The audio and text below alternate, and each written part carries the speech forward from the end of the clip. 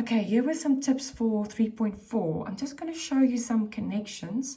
So you will have the answers here, but they'll definitely pop up in Teams under your normal files. But take a look what's going on here in your general ledger, how everything has got a double entry. If you look at the top, you've got bank, and they're referring to total receipts.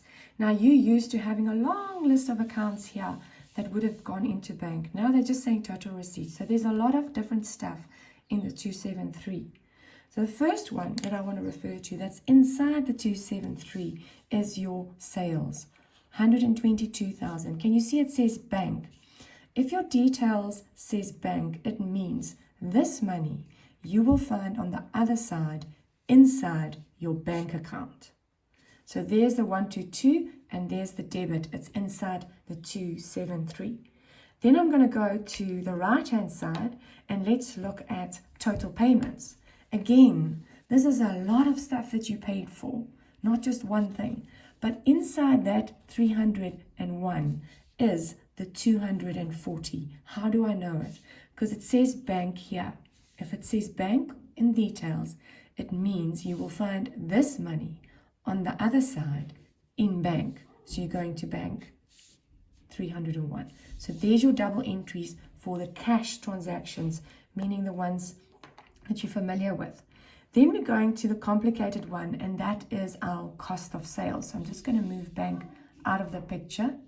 Now that we've got trading stock first, remember, she the girl or the boy? I don't know if any of you can remember.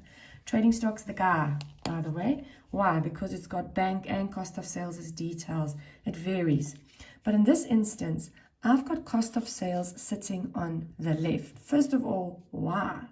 Because trading stock is an asset and you're selling your stock. So your stock is going out of your shop.